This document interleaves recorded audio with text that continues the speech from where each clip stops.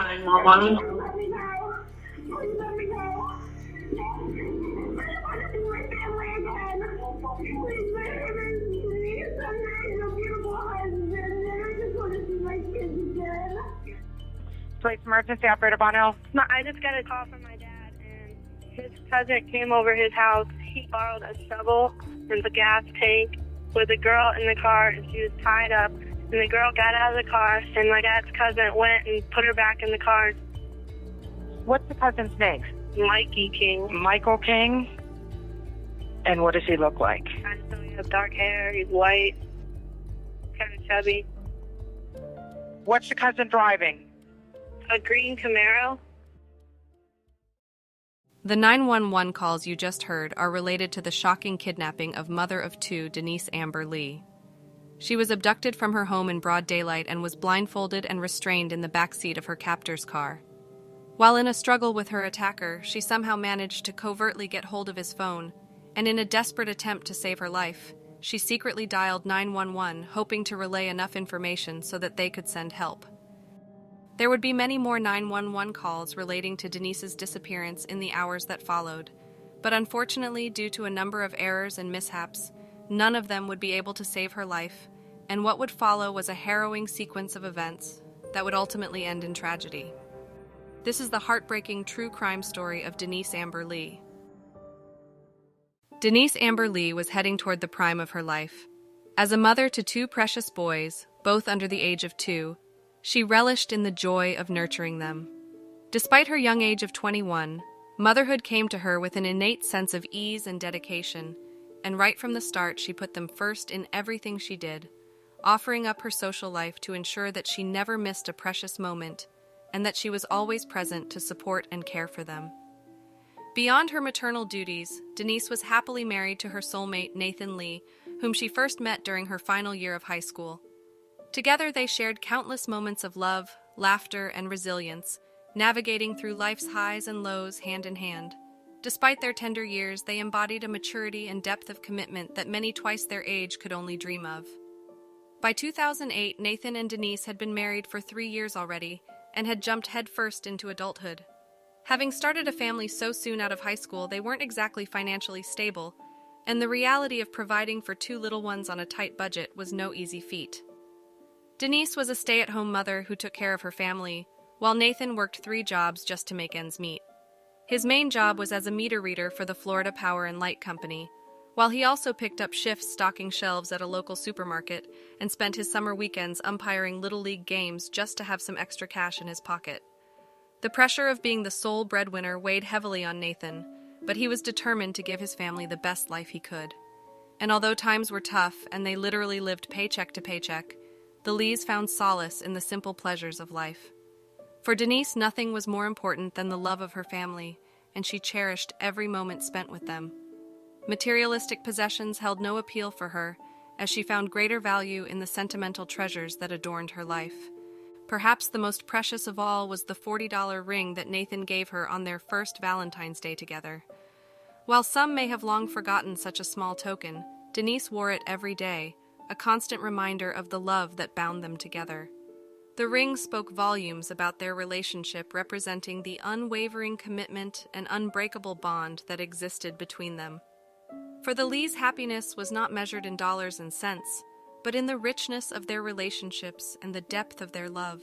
And even in the face of financial struggles, they remained steadfast in their devotion to each other. In January 2008, right around the time of the fateful event, Denise and Nathan were hustling hard to save up for their first house while renting a cozy home in Northport, Florida. With its serene atmosphere and proximity to their families, it was the perfect spot to raise their kids in a relatively safe environment. They felt content in their cozy home and slept soundly at night, convinced that they were protected from harm. That was, of course, until that ominous day of January 17, 2008. The morning of January 17, 2008 was a peculiar day in Northport, Florida. The air was unusually warm, and the sun beat down on the streets with an almost ominous intensity. But for the Lee family, the day began like any other. Nathan dutifully left for work to start his shift at the Florida Power and Light Company, while Denise stayed back to tend to their sons. They exchanged their usual morning pleasantries, and Nathan promised to check in on her during his break. And true to his word, he called Denise shortly after 11 a.m., eager to hear about their day so far. Denise told him that she was cutting the boy's hair on the back porch, while Nathan listened intently, enjoying the sound of his family's voices. She also mentioned that she had turned off the AC to save on electricity, so Nathan advised her to open the windows and let in some fresh air, and Denise confirmed that she'd already done so. Everything seemed to go on as normal, so Nathan bid his wife goodbye and headed back to work, oblivious to the fateful events that would soon unfold. Nathan finished his shift at around 3 p.m., and on his way to the car, he tried to call his wife again to let her know that he was on his way, but strangely enough, she didn't answer. He tried calling her another 8 times during his 25-minute drive home, and uncharacteristically, the phone just kept ringing. Although it was odd not to have a response from Denise, he didn't become concerned until he reached their house. As he pulled into the driveway of their house, he immediately noticed that the windows were all closed, contradicting Denise's earlier claim that she had opened them to combat the heat. But what was even more alarming was the fact that there was no sign of his wife. As he searched the house, his mind racing with all the possibilities of what could have happened, he made another odd discovery. His 2 sons were sleeping in the same crib together, something Denise never did, and to make matters worse, he also found Denise's phone, keys, and purse still inside the house.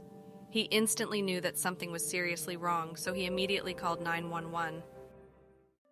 Northport Emergency?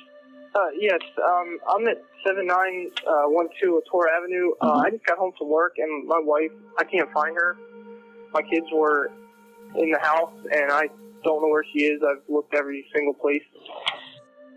After getting off the phone with the 911 operator, Nathan called his father-in-law, Rick Goff. Rick was a police sergeant with 25 years of experience at the Charlotte County Sheriff's Office. Aware of the common tendency for reports of missing spouses to be overlooked, he made it his mission to ensure that the matter received immediate attention. At 4 p.m., detectives arrived at the Lees' residence and found no signs of forced entry or a struggle, leaving them with nothing but a baffling mystery to solve. The house was a dead end, so police began knocking on neighbors' doors in search of clues, and it was then that they stumbled upon a promising lead. One neighbor said that she had seen something suspicious between 1:30 and 2 p.m. A dark green Chevy Camaro driving very slowly past her house, circling back and forth at least 5 times.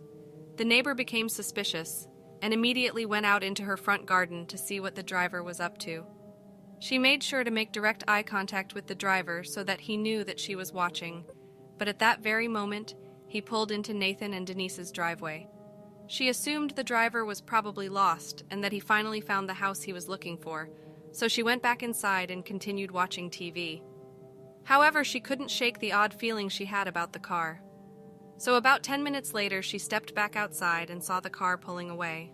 Though she couldn't see who was inside, she had gotten a good look at the driver and the vehicle, allowing her to give the police a detailed description. With this new information, an alert was sent out to all nearby units to be on the lookout for a dark green Camaro, with a chubby Caucasian male with graying hair in his mid to late 30s. Despite their relentless efforts, they wouldn't make any progress in the case for the next 2 hours until 6:14, when they got another 911 call, this time from Denise herself. 911. Hello?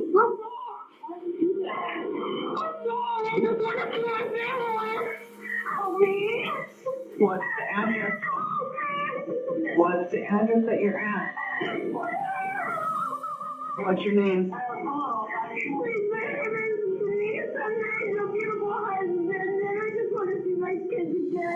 Are you on I-75?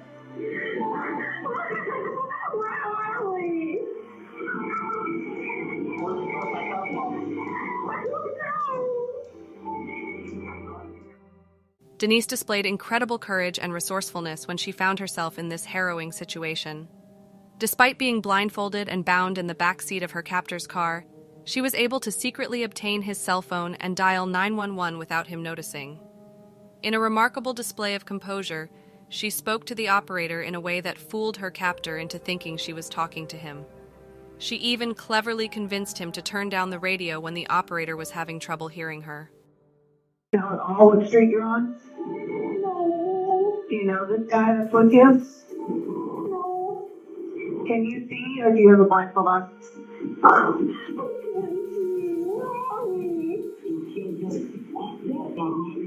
Can they turn off the radio or turn it down?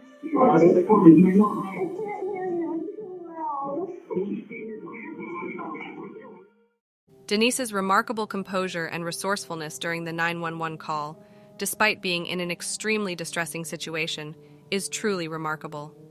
She was able to provide vital information to the operator, including her full name and street address, while also conveying that she was being held against her will by someone she didn't know. Although she did everything she could to ensure her safe rescue, the unfortunate reality was that the phone her captor used was an older generation device without GPS capabilities, making it impossible for law enforcement to trace the call. They were, however, able to identify the man who had registered the number. Michael Lee King was a 36-year-old plumber who lived just a stone's throw away from Denise and Nathan's home in Northport. His life had recently taken a downward spiral with months of unemployment, bankruptcy, and a pending foreclosure on his home. He was also recently divorced and was left as the sole provider for his 12-year-old son. King had an extremely low IQ, estimated to be around 76, which placed him on the border of mental disability. The low IQ had been attributed to a traumatic sledding accident when he was just 6 years old that left him with severe frontal lobe damage. Despite his difficulties, he had led a seemingly normal life without any criminal history until now. During Denise's 911 call, her captor could be heard mentioning his cousin Harold.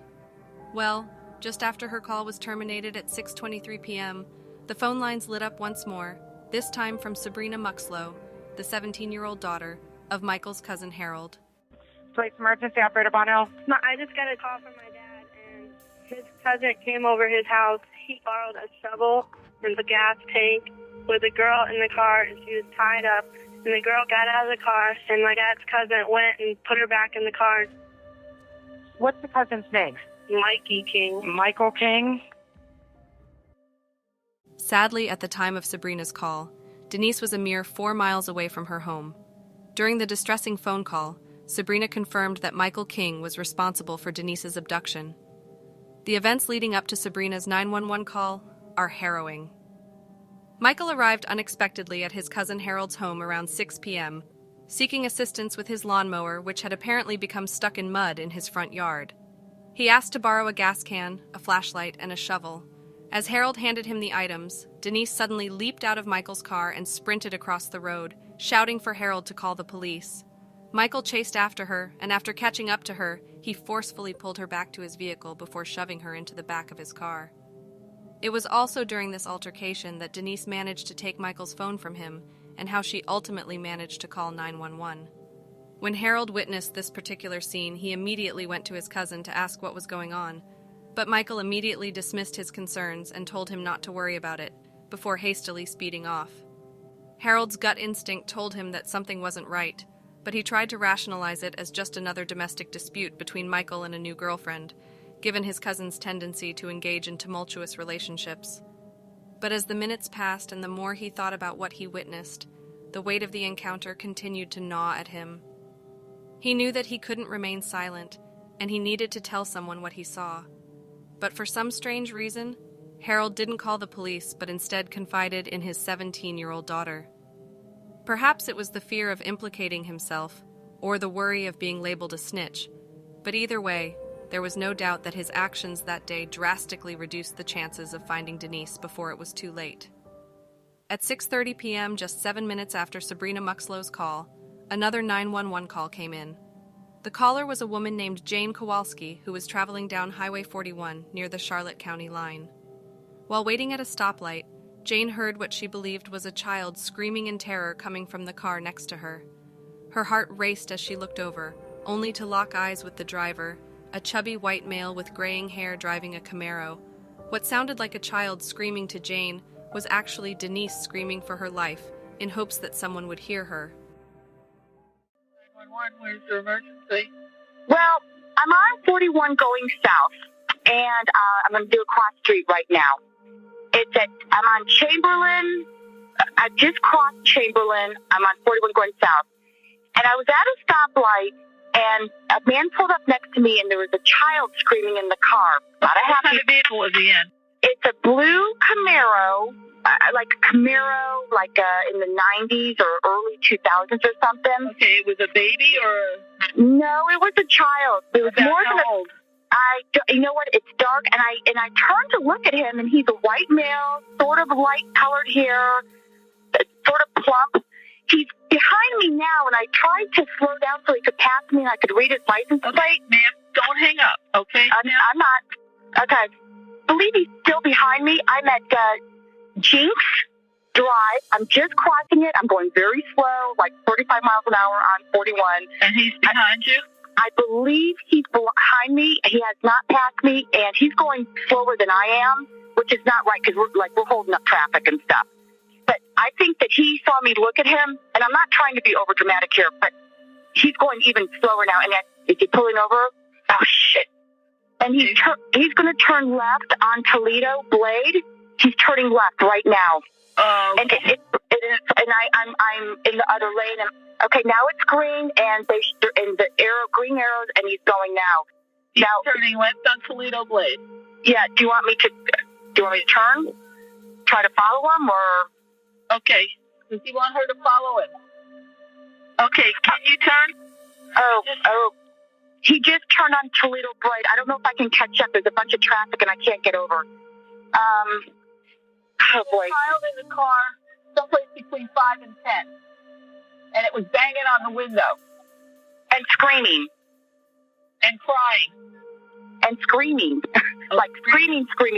Okay. And not a happy scream, like, get me out of here scream.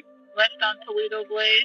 Okay, well, you lost him, and thank you now, and we really appreciate you calling us. Okay, can someone follow up with me? I mean, Wait, hold on, ma'am. Okay. Having been near the Sarasota County line just moments ago, Jane thought her call went through to the Sarasota County Police Station, but she actually crossed the county line and her call was diverted to the Charlotte County Police Station, where Denise's father works. Jane did her best to stay with the driver and even tried to get the license plate off the vehicle, but Michael seemed to be onto her and would slow down whenever she did, making it difficult for her to have a good look at his plates. This is when Jane made her 911 call, and when Michael made a sharp left on Toledo Blade, speeding off toward Interstate 75. Police finally had the information they needed as well as the location of the car, but this is where things would take a frustrating turn. Because Jane had crossed the county line, her call was diverted to the Charlotte County Police Station, while all the previous 911 calls related to Denise's abduction had been logged with the Sarasota Police Station. This wouldn't normally be an issue if the calls were logged correctly and nearby units were dispatched, but unfortunately this never happened. As you could hear from the call, the office sounded pretty chaotic and the operator was writing down the information on a piece of paper and yelling it out to dispatchers in the office instead of capturing it on the system. Although the dispatcher acknowledged the information coming from the operator, it was never relayed to patrol units in the area. While the dispatchers later cited shift changes and understaffing as contributing factors to the failure, they were both suspended without pay in the aftermath.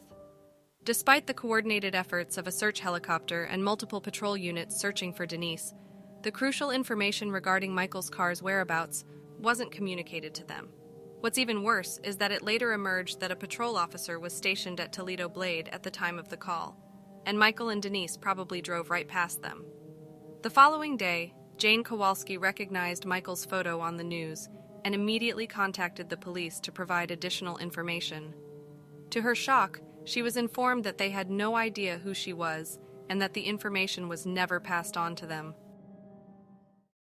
At 9:16 p.m., 6 hours after Denise was reported missing, a state trooper positioned on Toledo Blade spotted Michael King's green Camaro. Without hesitation, the trooper gave chase and eventually executed a skilled felony stop, blocking the suspect's car with his own. He immediately drew his weapon and ordered Michael to exit his vehicle. Despite being ordered to do so 5 times, Michael refused to comply. It wasn't until the officer threatened to use force that Michael eventually relented and surrendered. When police apprehended him, he was wet from the waist down and his shoes were caked in mud. The phone that Denise had used to call 911 was found in his pocket with the battery removed. Upon checking the vehicle, they found no sign of Denise, but a muddy shovel was lying on the back seat. They also found the SIM card of the phone and a gas can on the passenger side. Upon further investigation, Denise's palm print would later be found on the outside of the driver's window, and her blood on a blanket in the back. But this wasn't all they found.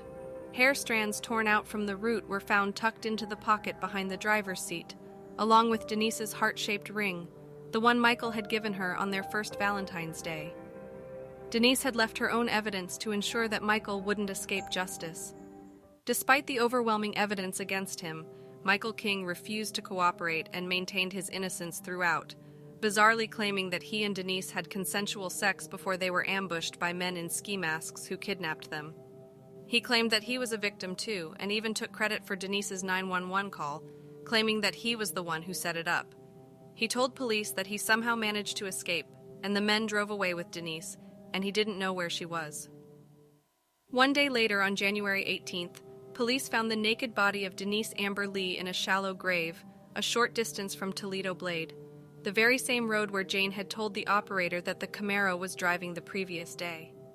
She suffered a single gunshot wound to the head, and it was evident that the gun had been placed directly against her temple. A short distance from her body, they found Denise's underwear, and after careful examination, they found it to contain traces of Michael's semen. Michael King eventually went on trial facing charges of first-degree murder, sexual battery, and kidnapping. He pled not guilty to all charges. Throughout the proceedings, his defense team attempted to paint a picture of a hard-working single father, with no prior criminal record or history of violence. They suggested that Michael had been pushed to the brink by mounting personal and financial hardships, ultimately causing him to snap. They also focused their strategy on Michael's childhood sledding accident, which had caused damage to his frontal lobe, arguing that this accident had caused significant behavioral issues for Michael and may have had a hand in his actions.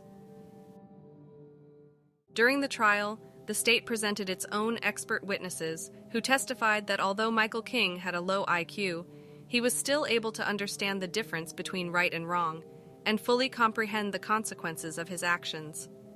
Another witness testified that Michael had been at a gun range just 2 hours prior to the kidnapping of Denise, and that he'd been in possession of the murder weapon.